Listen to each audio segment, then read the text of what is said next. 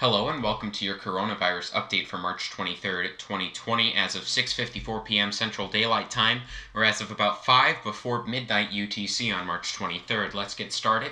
Here's the virus itself. This is what's going on. New countries infected today with the coronavirus include Belize, the Turks and Caicos Islands, and Myanmar. Here's the world map continuing to become more and more cluttered as more and more countries continue to get the coronavirus. Here are global statistics: 378,392 cases in total now around the world. That's likely to exceed 400,000 tomorrow. In closed cases, we have 118,074. We have 16,000 deaths recorded so far, and over 100,000 people have recovered so far. Of active cases, we have about 260,000, about 248,000, or 95% of people in mild condition. We have about 12,000 people, or 5%, in serious or critical condition. We've had 40,000 new cases today, and about 1,849 new deaths today. So here are the countries with the most infections. China still at number 1 with 81,093 cases, although this number is possibly inaccurate due to past lies that we know the Chinese government has told, as well as new data coming in that could possibly suggest that China is intentionally trying to downplay this again. That is not certain, but that is definitely a possibility. Italy at 63,927 cases. The U.S. spikes up to number 3 now with 43,449 cases, almost half of those being in the state of New York alone. Spain at 35,136 cases. Germany at 29,056 cases. Iran at about 23,000. France at about 20,000, South Korea at about 9,000, Switzerland also at about 9,000, and the UK at 6,650. Here are the countries with the most new cases today. The United States finally has testing in bulk now, so we should be getting some more accurate numbers soon. But the U.S. now at 9,883 new cases, Spain at 6,378 new cases, Italy at 4,789 new cases, Germany at 4,183, France at about 4,000, Iran at about 1,500, Switzerland at about 1,300, the UK at 967, Austria at 892, and Canada now at number 10. Is 621. So here are the places with the most deaths. Italy at 6,077, China at 3,270, Spain at 2,311, Iran at 1,812, France at 860, the US at 545, the UK at 335, the Netherlands at 213, Germany at 123, and Switzerland at 120. Here are the places with the most new deaths in the past day. Italy at 601, Spain at 539, France at 186, the US at 132, Iran at 127, the UK at 54, Netherlands at 34, and Germany at 29, Switzerland at 22, and Belgium at 13. So let's now talk about the United States in a little bit more detail now. Let's begin. So here are all the coronavirus cases state by state. States that have exceeded 1,000 cases at this point include Washington, California. We also have Louisiana nearly there, Florida over 1,000 cases, New York at over 1,000 cases, New Jersey at over 1,000 cases, and we have many places well over 500 cases, Illinois at over 1,000 cases.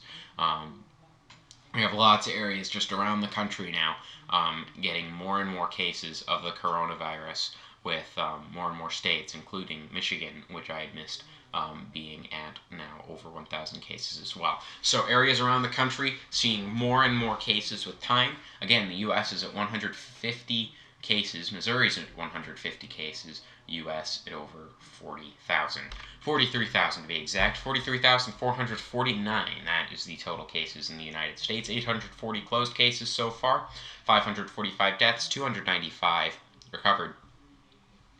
Please note, we have only 2% of people that currently have the virus in serious or critical condition. We have about 10,000 new cases today, and we have 132 new deaths. So let's talk about a new aspect that we're including in this. This is why we didn't have a video Saturday or Sunday, as we were creating and trying to fine-tune this format. Here's the economy. Here's how it's been impacted by the coronavirus. So today, another brutal day for the stock market. Dow down 3.04% today, down over 500 points when the markets closed. Now it is below where it was when Trump began his presidency. When President Trump came into office, the stock market was higher than it is now. The stock market has collapsed that much since its record highs just a month ago. You can see the NASDAQ at around 6,860 points. It lost about 18 points today. That is a net loss of about a quarter of a percentage point. So NASDAQ pretty level actually, and the S&P 500 at 2,304 points now. Lost 62 points, about 3% of its shares. So, brutal day for the stock market overall. Definitely not good news. In commodities, oil prices are starting to go back up again, so the oil price fears should not be as bad as they once were. That is no longer really a driving force in the stock market. Gasoline at $1.60 a gallon now. That's down by about 1/5%, which is significant. These gas prices are getting very, very low right now. And gold has gone up a little bit at $1,573.20 per, I believe, per pound. Don't know that for sure. But here you go. These are all of the commodity prices. So what's driving the market right now? Exclusively coronavirus fears. Almost exclusively coronavirus fears. There's not much else. It's just about news about coronavirus. That's what everyone's looking at right now. And the more time that passes, the worse the economy gets. And the more uncertainty that there is about when this economic shutdown is going to end, the more the market just collapses. And so right now, there are two camps of thought on how we should handle this situation. The first camp being, and this is how some countries are handling this. Okay, we have people that are younger go. We have people that are younger go out, do whatever they want. We isolate the older people. We don't shut down our economy. That's what Denmark's doing. The United States is doing something a lot like what Italy tried to do and what China seems to have successfully done, where they lock down their economy until this thing seems under control, then they let everyone back out. We'll see which one does lead to a better outcome in cases and deaths, and we'll see which one does lead to a better outcome economically. But right now, the global economy is really tanking. So, this is a time when it doesn't feel like we have much control, and that is certainly something that's probably true. We don't really have control over what this virus does or where it goes, but we do have control over how we can prepare for it. So let's get started. These are courtesy of the World Health Organization. Here's what we can do. We can wash our hands frequently. Wash them frequently. If your hands are visibly dirty, wash your hands. If your hands are not visibly dirty, you should still frequently clean them, and you should use hand rub soap or water. I mean, seriously. Wash your hands. If you go to a grocery store or you go out in public for any reason whatsoever, when you get home, you should really consider washing your hands. You should wash your hands.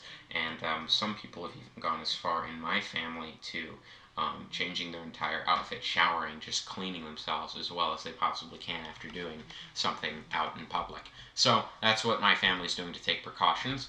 So what else can we do? Again, protect yourself and others from being sick. And here's a list of criteria for washing your hands after you cough or sneeze, when you care for the sick, before, during, and after you prepare food, before eating, after toilet use, when your hands are visibly dirty, and after handling animals or animal waste. Those are all good times to wash your hands. And finally, protect others by getting sick by covering your mouth and nose when you cough or sneeze, preferably with the elbow. If you do it with the hand, then you have to wash your hand. It's not as good at blocking as the elbow. Throw a tissue into a closed bin immediately after you use it. If you set it down somewhere before you do, the virus could crawl off the tissue and could survive on the surface for a few hours. Finally, clean your hands with a alcohol-based hand rub like hand sanitizer or soap and water after coughing or sneezing when caring for the sick. So, here's what else you can do. You can follow us on Facebook at MicroCasting St. Louis. You can follow us on Facebook at MicroCasting Tropics. If you're watching over there, you can follow us on Twitter at MicroCasting STL or TRO, depending on what your interests are in. You can also follow us on Instagram at MicroCasting St. Louis or MicroCasting Tropical. Thank you so much for watching this video. I do hope that it was informative to you in some way, shape, or form. If you have any improvements or suggestions on how we can make these videos even better, please feel free to let me know. I will be more than glad to put those things into consideration.